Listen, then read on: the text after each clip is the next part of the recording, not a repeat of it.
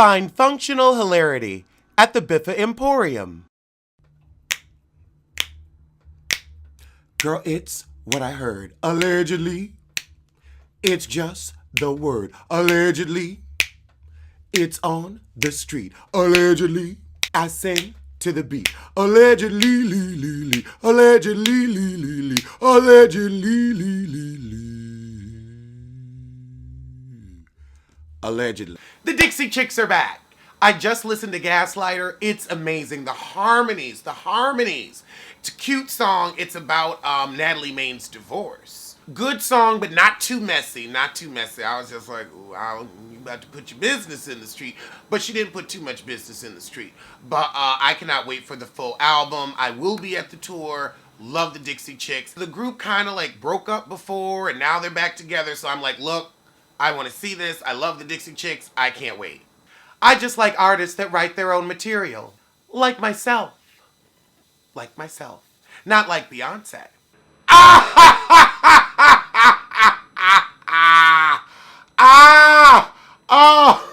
Oh God.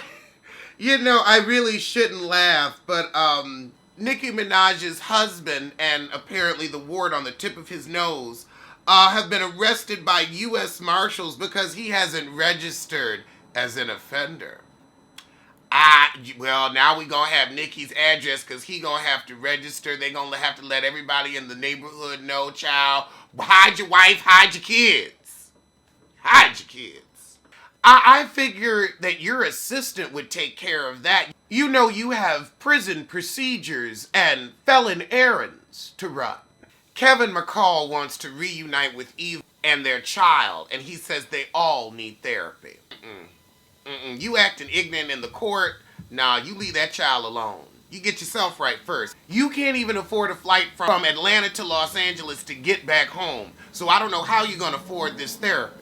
I guess you figure, you know what, let me try to get some of that Bravo coin. Oh my God. Salt Bae opened a restaurant in the city on 18th and Park Avenue South. The food is terrible here. I had the unfortunate opportunity a few weeks ago to eat several sad servings of hospital food, and everything I had at Salt Bae was worse. And delivered with much less love. The menu, framed within a weirdly weighty metal tombstone, apparently marking the death of everything pleasurable about eating, is wall-to-wall bad sandwiches. Let's start with the ridiculous, possibly illegal, Free for Ladies veggie burger. Unlike other non-ladies I've read about, I had to pay $14.50 for mine, but honestly, free is no bargain for this horror show, which tasted of old broccoli and was garnished with a pathetic slice of wilted iceberg lettuce that was browning at the edges. You've only been open a few days and the place has been packed, so how is your lettuce so old? Even the stale homemade pink bun was really more pale orange, as if the guy couldn't even be bothered to do sexism well. Worse, though, was the wet burger, which is apparently a popular snack in Turkey. I had seen it described elsewhere as being like a sloppy Joe, but this version was actually just a meager disc of meat sitting within a soggy, unpleasantly sweet bun. It's also tiny, but you can't eat more than a single bite anyway. And then there's the signature Salt Bae burger, featuring a mound of flavorless Wagyu meat with oozy toppings designed for Instagram. In fact, it arrives at your table, sliced in half, camera ready. And if you want to wallow in regret, you can get a $100 version of the same, covered in gold leaf. I tried one of Salt Bae's shakes as well, called the Puff Puff, which involves zero ice cream and way too much marshmallow. Given all of that, the fries are shockingly good, so if you do get dragged here, just go there. The verdict? Salt Bae is an insult to our city. Don't eat here, not even as a goof. And that was written by Scott Lynch for Gothamist, because that was good, Scott. That was funny. Damn. Well, at least now we know what to think of Salt Bae's food. You know what? I'm going to take his advice and just not go. I'm not even going to see for myself. I'm going to take his word for it. Wendy Williams claims that her and Nene Leakes were followed when they were in Bergdorf Goodman. You were also with known booster and prominent thief, Marlo Hampton. So I can't call racism. It's like, are you going to leave your purse around Phaedra? You gonna let Marlo stay in your house alone while you run to the store? No, so I'm sorry, I can see they just trying to protect their shit.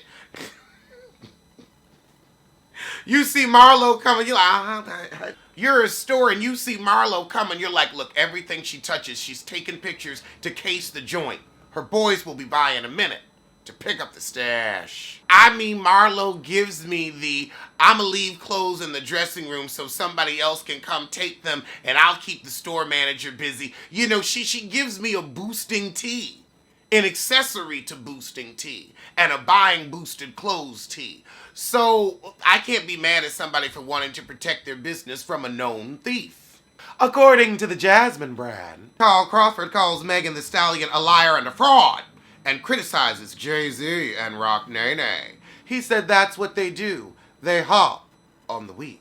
Carl Crawford is speaking out and addressing the claims that Megan Thee Stallion recently made on social media. The former National Baseball League star is also responding to accusations that were made in the recent lawsuit. His initial reaction was, man, I can't believe this is serious. She just has so many holes in her story and it's almost on some delusional type stuff. The bubble of Hollywood and her 8 million followers has really clouded her head because the stuff that she's saying is not true. It's a whole lie. Nothing is true that she said. Me being greedy or taking money from her? That's crazy. I never tried to take nothing from her. The only thing we ever did was give, give, give.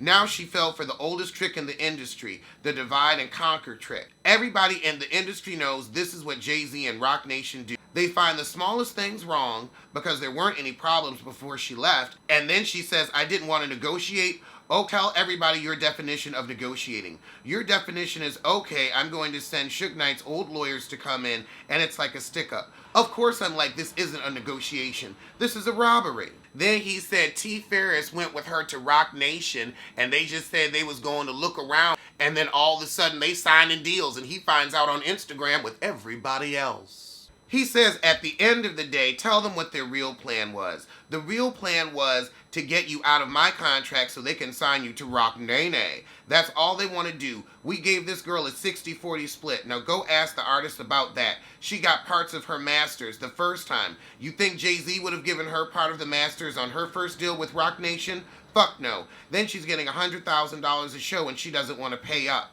That's what the issue was about. She signed with Rock Nation in August and she decided she didn't want to pay me no more. They're using that as a strong arm tactic so that I can renegotiate the contract. They're holding the money and haven't paid me since August. She's done over 15 shows. Y'all do the math. She gets $100,000 a show. She owes me. And I still haven't recouped almost $2 million that we spent on her, building her up so that Rock Nation would want to come around. Where was Rock Nation at when we was grinding around on them back streets? Rock Nation was nowhere to be found.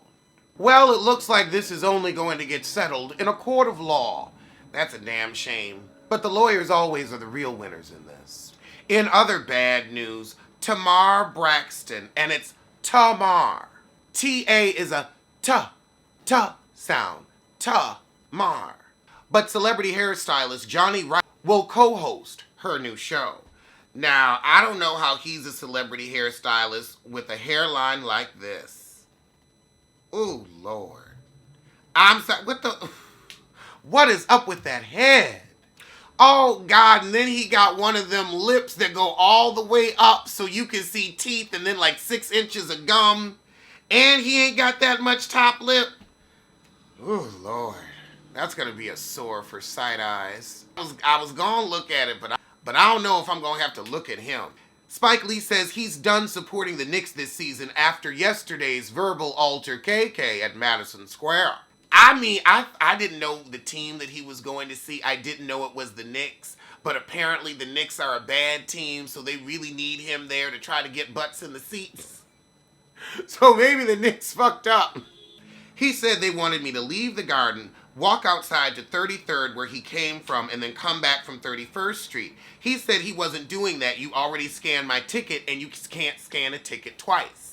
The Knicks team releases a statement, however, saying, the idea that Spike Lee is a victim because we have repeatedly asked him to not use our employee entrance and instead use a dedicated VIP entrance, which is used by every other celebrity who enters the Garden, is laughable. It's disappointing that Spike would create this false controversy to perpetuate drama. He's welcome to come to the Garden anytime via the VIP or general entrance, just not through our employee entrance, which is what he and Jim agreed to last night when they shook hands. I can see Spike wanting to go in the entrance he wants to go to. He's probably like, look, my car let me out here. I don't feel like being bothered with a whole bunch of other celebrities. I'm a duck in here right quick. And now they got some new security and they ain't letting them do it no more.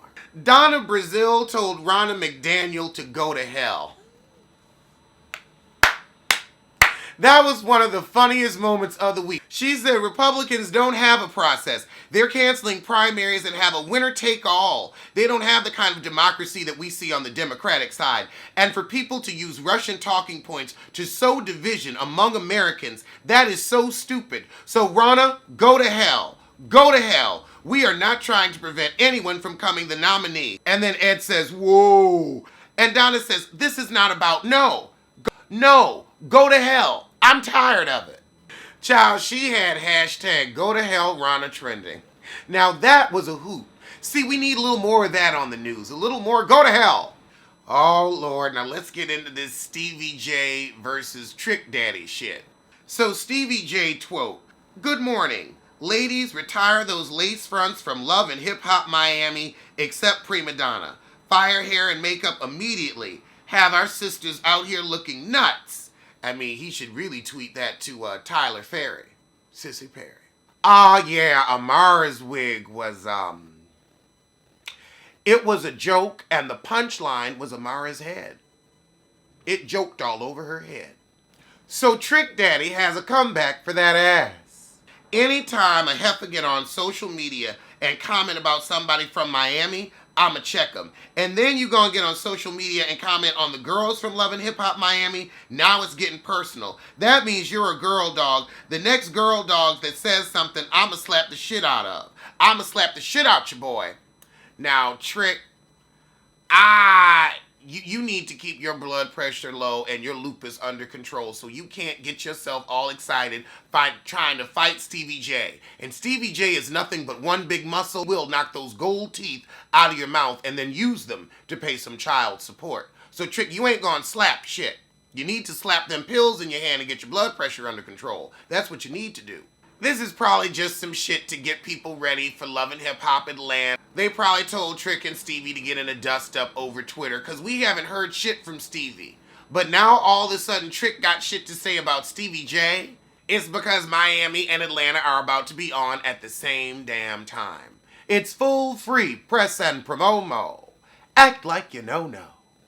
Kylie Jenner isn't labeling her relationship with Travis Scott after hinting they're back together. That's a good idea. That way, if you're not in a relationship, you can't be cheated on. You know, that's community cop. Pass around penis. Shared slong.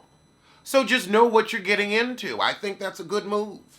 According to the blast, a judge rules that Suge Knight still has to pay $107 million to Death Row's first VP. What a useless judgment. Suge Knight ain't got enough money for a ham sandwich. Suge Knight can't put cheese on a waffle. He's been in jail and gonna stay there. So great, you're getting, somebody said you owed $107 million, but you ain't gonna get shit. I mean, look at that poor son on Love and Listings. I can't wait till that comes back. Oh my God, so in interesting Super Tuesday news, there were some protesters at a Biden event, and child, Simone Sanders raised down and tackled them like a linebacker. I mean, she swept them off their feet off stage. All right, let's get to this Nene on the Breakfast Club interview and see if she has anything interesting to offer. So this is Nene's first time on the Breakfast Club, and we open talking about that damn text between her and Wendy. It was a stunt for the show. It was a stunt for the show, girl. Don't nobody care. She said she don't know what Wendy's talking about with the Bergdorf story. She said they didn't tell us we couldn't take pictures. She said I took pictures with people in the store. I'm surprised. So Charlotte asked, what are the misconceptions of Nene Leakes? And she said, you know, that I'm difficult to work with and that stuff. I show up on time. Well, I was a little late today because there wasn't a check involved. But when a check is involved, I'm on time. But you were 3 hours late to your own leopard brunch. Ha! She said, I don't like Kenya Moore in real life. Oh, she said, I don't think she's a good person. I agree with the Moose on this one. She says Kenya does shit for the show, which is fine, but she always puts 20 on 10, and it's just not necessary to be so nasty and so rude. Ha! Nene said, I didn't spit on her, but I will spit on her. So they bring up Nene saying, Mark Daly is Kenya's karma. And Nene said, well, first, I'm going to need to know, is that marriage legit, certified, and bona fide? I'm going to need to see some credentials. I'm going to need to see some paperwork, proof, evidence, and exhibits. So she said, well, look, it was so fucked up for what Kenya did to Tanya. How would you like it if we did that shit to you? And Charlemagne gonna say, who do you slap in that situation? And Nene says, Kenya, every time you see her. Ooh, she can't stand her. And I can't stand her either. I mean, you know what? It's sad that Kenya's making Nene likable. That's a feat. So then they bring up Nene calling Kenya's baby a water buffalo. And she's like, look, I apologize. I fessed up to saying it. I was wrong. And that's what it is. I agree. And, I mean, Kenya's a water buffalo. We can say that. We can definitely say that. Look at that skin. If that isn't a water buffalo's hide, I don't know what is. Just because the heifer's bipedal doesn't mean she ain't a buffalo. She's got a buffalo's attitude this season. Okay, Nene was trying to say she was the size of a buffalo, not she's having a buffalo. I'll allow it. At the reunion, Nene's coming with all her guns, and anybody who want it can get it. Nene doesn't dislike Cynthia anymore. Nene says we were like sisters for a long time, and I love her like a sister. Like a sister. Like a sister. But they'll never be close like that again. Nene, what did Cynthia do that was so damn bad? She didn't get you fired. Angela said, so you don't think that you could, come back and come out stronger? Nene gave a firm, Nene gave a firm no. The door is closed. They asked her about her relationship with Eva, and she's like, honey, I don't know. I'm interested myself. Because Eva's fake as fuck. Oh, Nene said she used her to get on the show. Eva. Nene's mad that Eva came back still pissed about Hot Mike's situation, even though Marla was the one that put all their business in the street. She said you should really be pissed with Marlo. And there goes the wump of her under the bus. Then she says, well, as the OG, everybody wants to have an argument with me because my scenes make it to air. But I don't like that. You love it, Nene, because it gives you camera time, too. You need to start arguing with these girls a bit more. We miss the moose that would charge. So, of course, they ask her, why don't Marlo have a peach? And she said, child, Marlo been doing this for a minute. I think she's good at what she does, at this position. Nene said, my only issue with Candy is you calling my friends fake and phony. Child, they were some extras, honey. They were some extras from Central Casting. They were there for a free lunch. I'm sorry, a free brunch. Okay, now we're getting to the talk show tea. Nene did think that Kevin and Wendy blocked her show, but she never talked to Wendy about it. Oh, she think it was the husband. I think it was both of them. Child, Nene said, Kevin crazy. I'm going to be on this stage and finish, and you can have your little tantrum over there, but, Charlotte really is going in on Wendy for costing Nene this opportunity. I thought Wendy and Charlotte were getting back cool. She says it's old news, I don't care, and it is. That show probably would have been canceled by now. Oh, she apparently shot a pilot. Boy, he is really digging at this. Why he trying to fuck up this friendship with Wendy? It is interesting, though. It's like, oh, you shot a whole pilot? I thought it was just like talks. Oh, God. Charlotte gonna say, so how can you forgive Wendy and not Cynthia? Nene said, I wasn't close to Wendy like Cynthia was a sister. So Nene talks about last season and how everybody was coming at her and she was really dealing with a lot. And she says, I almost shouldn't have done it. No, you totally shouldn't have done it. It was a terrible season and a bad look for you. And that is an added stress that you didn't need. That's probably why you was snapping at Greg. Okay, good. Let's get to why Nene hired this attorney. I am actually surprised. It's a pretty decent interview. Like, we're hitting some topics. Nene ain't gonna tell us why she hired Lisa Bloom. I think it was a stunt for a headline. Nene doesn't like to hear her voice. We don't either. Nene doesn't feel she's being treated fairly at Housewives. She says she feels like the rules aren't applied across the board. With her, everything gets escalated and blown out of proportion. Nene has auditioned. I didn't know there was an R in audition, but she's auditioned all of these girls. Everybody but Candy. So, like, I guess when they do their little test scene, they audition with Nene. They're like, look, let's see if you can handle the antler. Oh, wow. Nene said, I want the show to stick around for 20 years, and Kenya's good for the show, so the heifer can stay. Oh, my God. She said, I believe Kenya will be the demise of the show. Ah! Ah! Now, that's funny. They brought up Mark, and Nene said, look, I don't hate him. And I'm sorry that the heifer got a divorce. You know, I'm a wife and a mother. Jesus.